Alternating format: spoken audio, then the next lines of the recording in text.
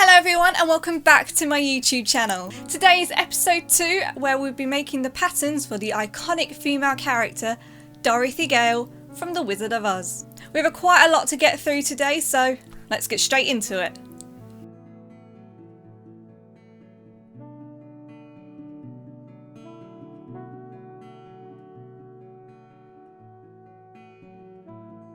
So the first thing we're going to do is trace around all the patterns relating to Dorothy Gale in the Simplicity pattern pack. I like keeping the original patterns intact so that I'm not ruining the basic pattern in the Simplicity packet, just because I can then use these pattern pieces and the sizes for any future projects. So once I've traced around all the pattern pieces, I am then now adding the seam allowance into the patterns. I'm referring back to the instruction booklet to see if the seam allowance changes anytime throughout. Here I'm just using my cheap easel paper as it's a little bit thinner than my pattern paper, and I may be adjusting these patterns later on.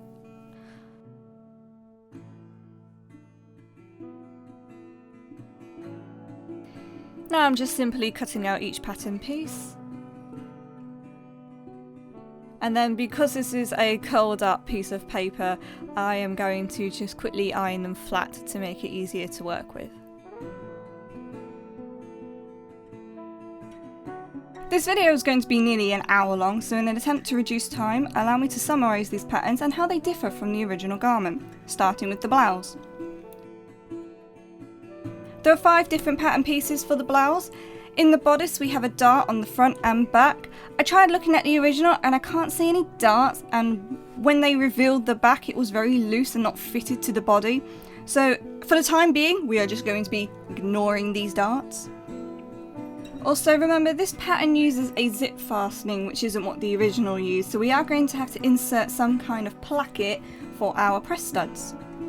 The gathering on this pattern is only at the centre front neckline, so we are going to be needing to add gathers around the entire neckline like the original. This pattern shows that there are no gathers on the back neckline, but there are clear indications of gathers on the original near the centre back. So we are going to have to adapt this pattern and insert some more gathers.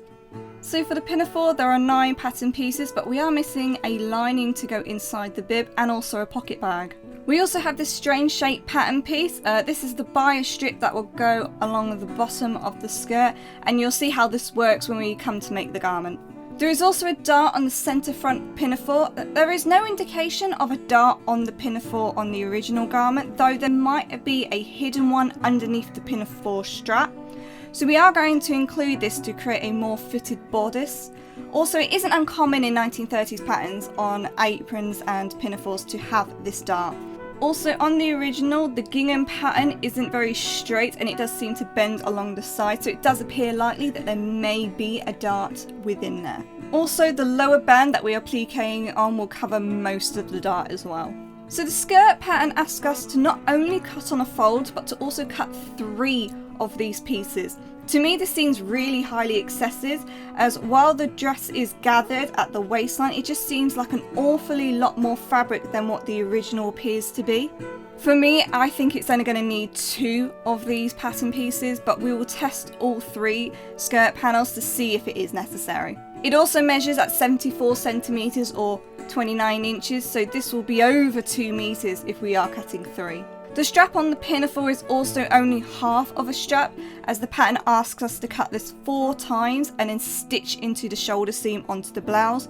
We've already established that these are 2 separate garments, and therefore we'll be cutting 2 of these to just get an idea of the length of the strap, and then to make a full length one when we are finished. So now all we need to do is just mock up this garment.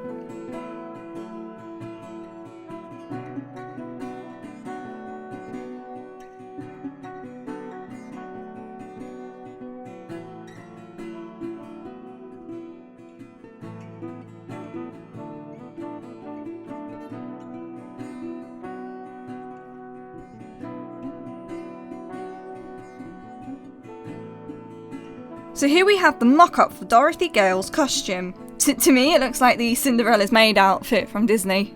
As you can see, there just looks to be too many gathers in a skirt, so I'm just going to try this again with 2 panels as opposed to 3. Also, the seams don't match up against the side seam of our bodice, which doesn't help when we want to insert a pocket. I already know the length of this skirt is fine, so we'll just be tearing this apart right now. I find the dart in the bodice necessary in this twire, so we're definitely going to be keeping this in. So another thing we're going to have to adapt is the strip that is stitched along the top of the bodice. We've established that there is a lining within this pinafore and it is stitched at the very top of the garment. So we just need to cut this in half and add a seam allowance. The straps on this bodice are actually the correct length once I put the two of them together. So I'll probably end up putting this pattern on a fold across the bias.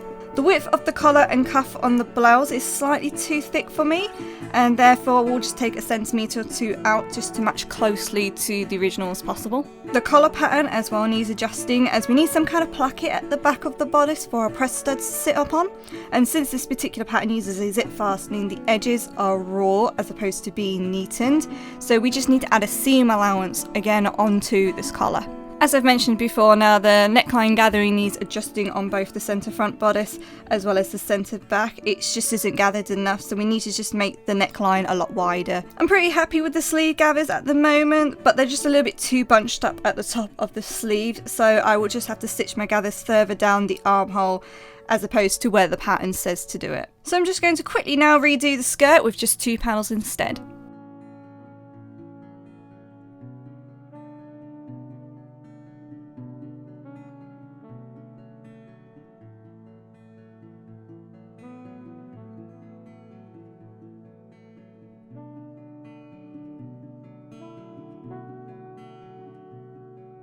So it is the next day and I've completed the second toile for the skirt on the pinafore.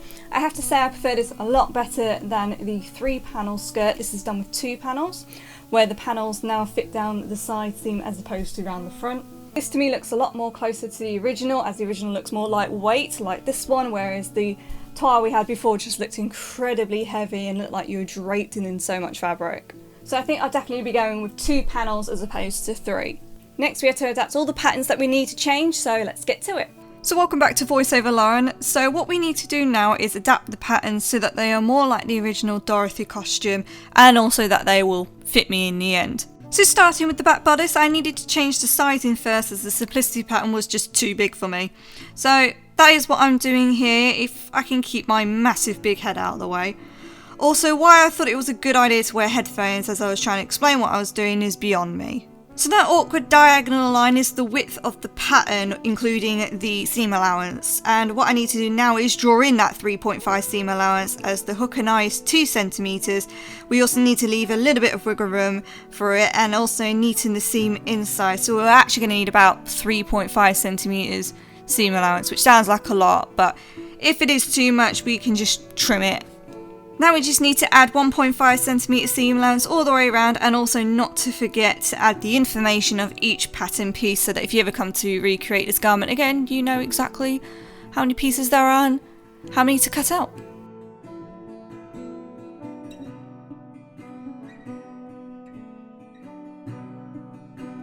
So the upper bands we have worked out need to be cut in half, as we know there is a lining that goes right up into that top seam of the pinafore.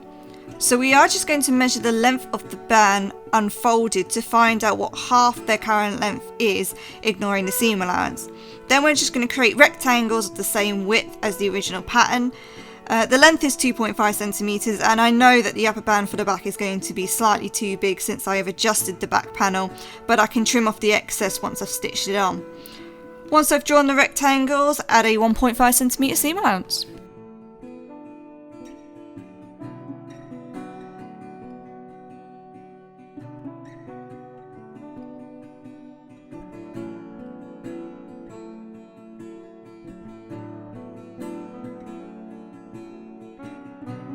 Next we're going to create the lining. So for the lining we're going to need to trace around the front bodice and our new back bodice. Ignore the seam allowance though, I'm going to be doing some crazy maths, so just bear that in mind. So we need to add 2.5 centimeters on the top of the bodice, then also add our seam allowance on top of that, so you're looking at 4 centimeters altogether. I am going to be keeping in the dart for the centre front bodice just to make sure that everything fits together. So we do this for both the front and the back bodices.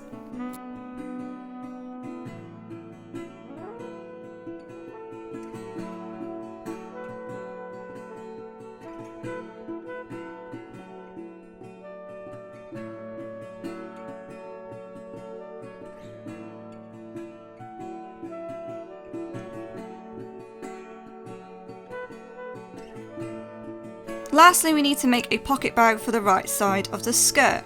This took a few attempts, but basically you start with a straight line. Measure your hand roughly so you can put it in and out of the pocket nicely. Then add the seam allowance. You essentially want a lip to place into the side seam of the skirt. At the bottom of that opening, you do want to make that lip depth 2 centimeters or 2.5 centimeters, because as you stitch up that side seam, you don't want to be catching the pocket bag as it is curved outwards. I also made this pocket bag way too big and shortened it later.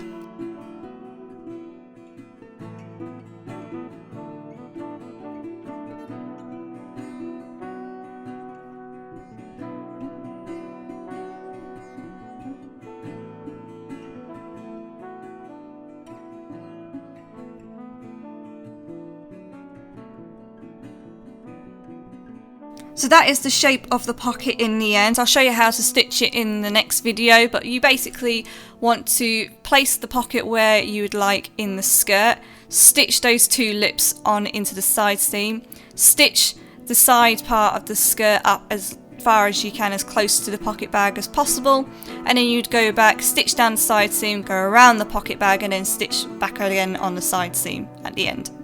So we're now going to look at the blouse part of the costume, starting with the collar and cuff. Using our spare pattern paper because this costs a bomb to buy. With the sleeve band we are making this slightly smaller as it is massive around my arms, and on Judy Garland it is very much fitted across her upper arm.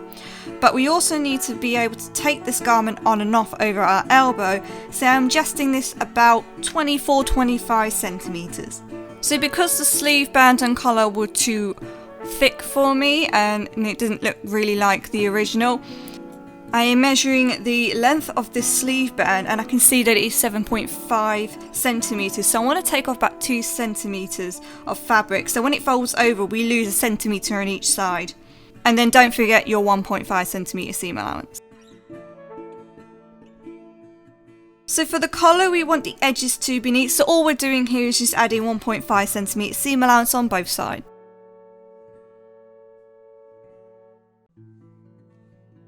For the sleeve, all I'm doing is marking up where I want the gathers to start, as they were too bunched up at the top of the blouse, so we're just remarking them further down the armhole.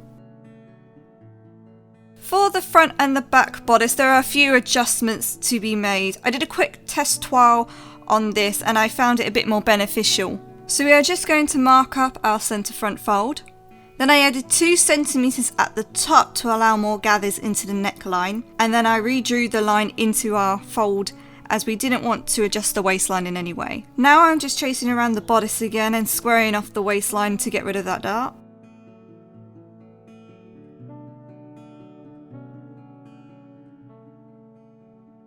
Now where the notch is where these gathers began on the simplicity pattern, I want to create a slit to open up later into the armhole. You'll see what I mean in a second. So next I'm going to close the back dart and then draw around the back bodice.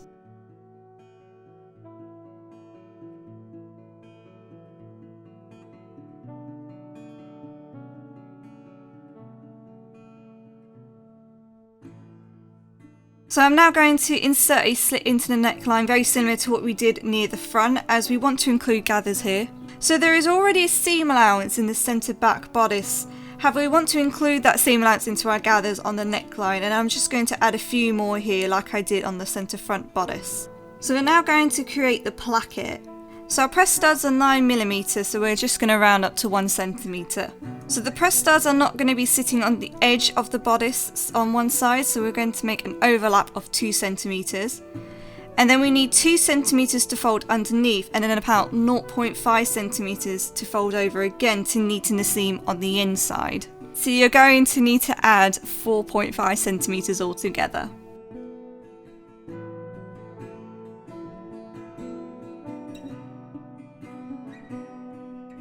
So now that I've created these 2 bodices, what we're going to do is just cut around them so that we can open up that slit.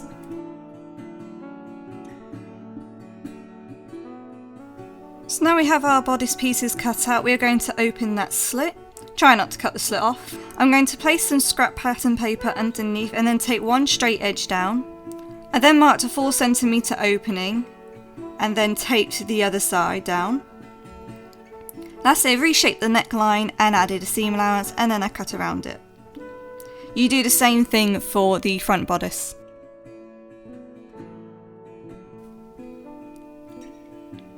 So now we have adjusted all our patterns that needed adjusting, we are just going to cut them all out.